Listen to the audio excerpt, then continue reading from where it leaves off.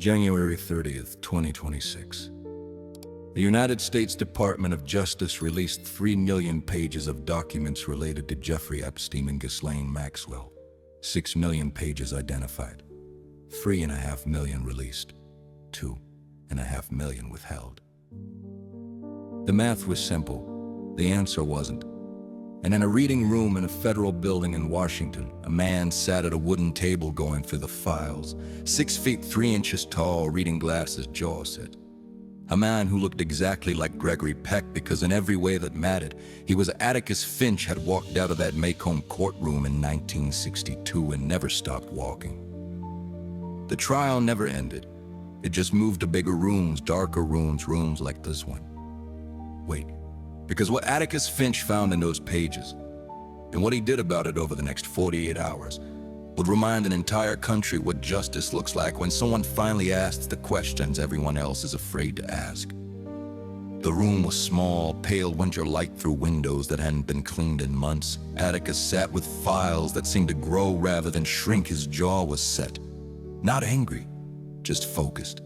The way a man's jaw sets when counting something and the numbers don't add up. 6 million pages identified as responsive to the Epstein files. Transparency Act. 3.5 million released. 2.5 million missing. Not lost, just withheld based on various privileges that sounded reasonable until you asked what they were privileging. He turned a page, then another. The pattern became clear around page 400. Redacted names here, unredacted names there.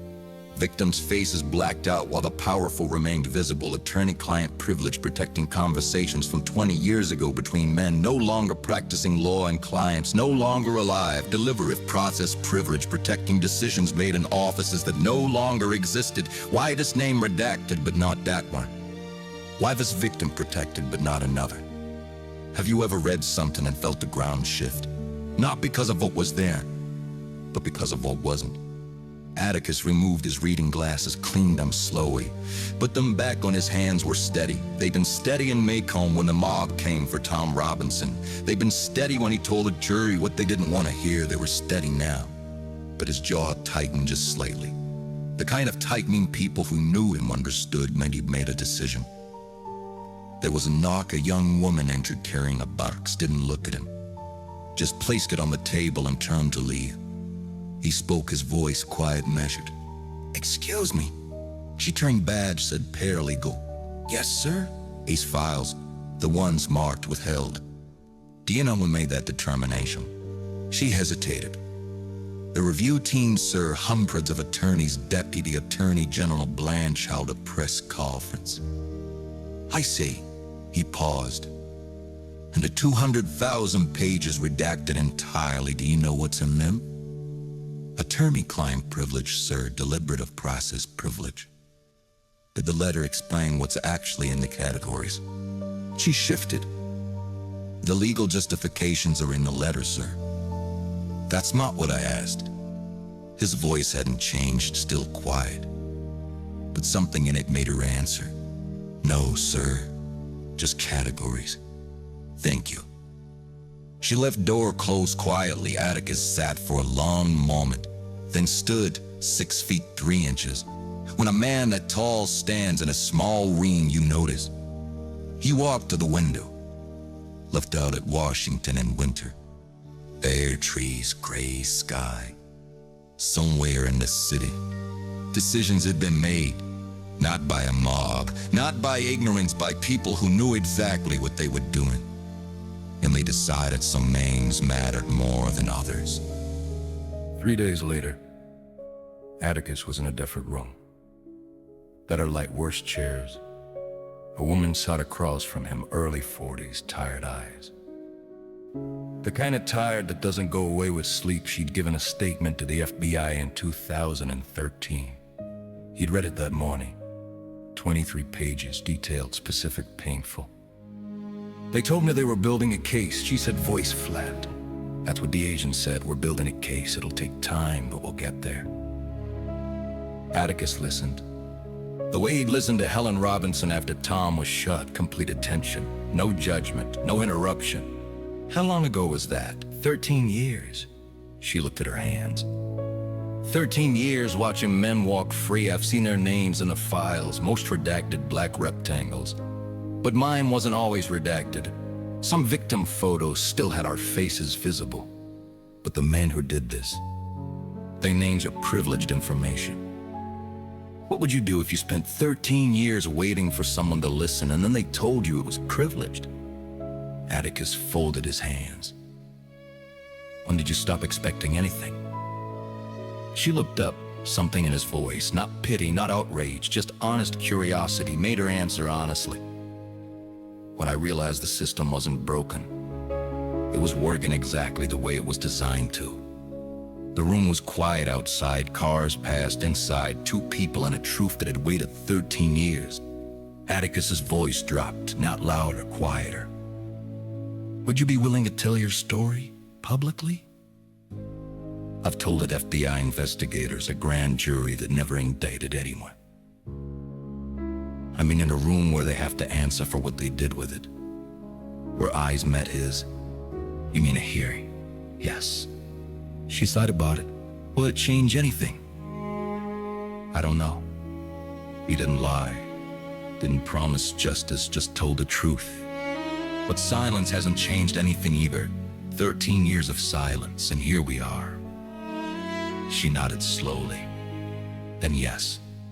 That night in his hotel room, Atticus read the 2007 draft indictment. Someone had prepared charges, specific charges, names, evidence, a case ready to go. Then nothing. No explanation, no memo. Just a draft that never became real, 20 years of men walking free. Because someone decided it was acceptable, his jaw tightened. He stood, walked to the window, lights everywhere, millions of them.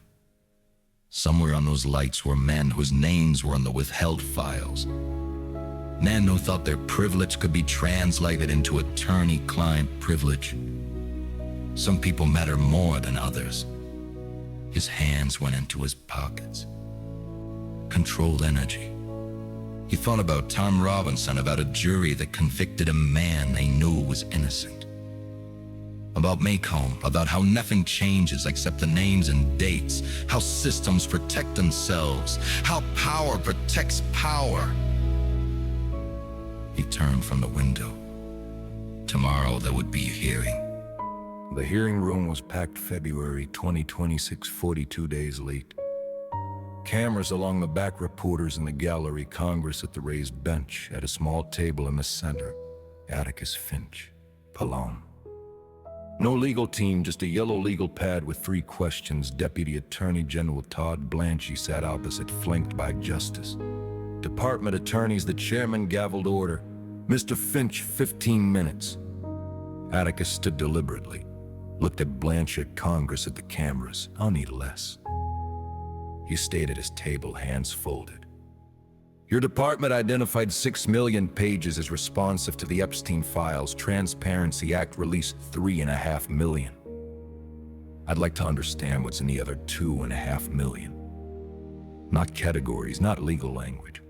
What is in them, specifically? The room shifted. Blanche leaned to his microphone.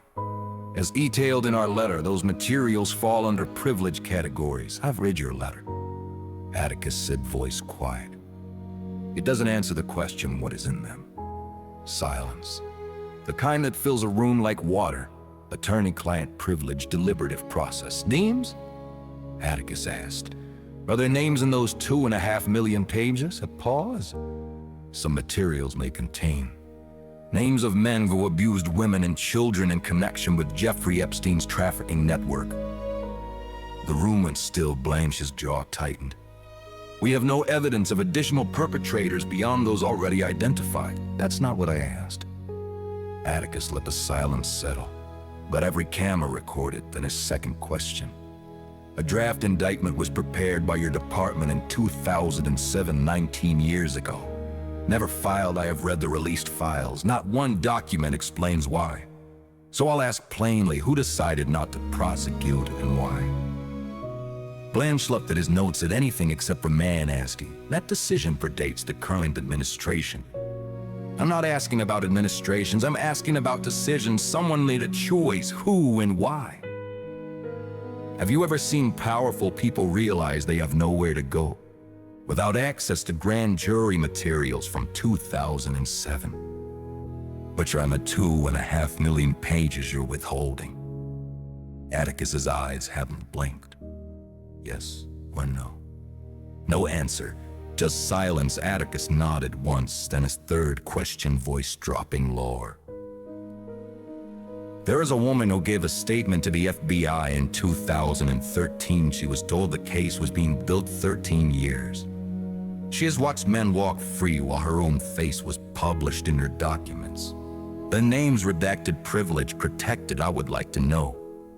They'll appoint to this department decide she didn't matter. The room couldn't answer. No one could know moment when a human being stops mattering. Atticus sat down, said nothing else. The three questions hung in the air. Cameras reported, reporters wrote that night. Someone leaked a 2007 draft indictment by morning. 3 members of Congress called for new investigation. The woman's FBI statement was published by a news organization with an anonymous Justice Department source. In a hotel room, Atticus sat by the window, late past midnight, city lights below.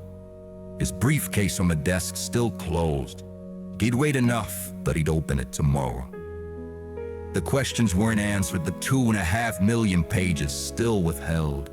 The man who made the 2007 decision still unnamed. The woman still waiting for justice. Do you believe truth always comes out? Or does it need someone to pull it into the light? Atticus stood, looked at his reflection, 6 feet 3 inches of a man who walked out of a story into a world that needed him. He looked tired. He'd always looked tired in Macon too. Fighting for right doesn't leave energy for much else. He turned off the light. Tomorrow, more files, more questions.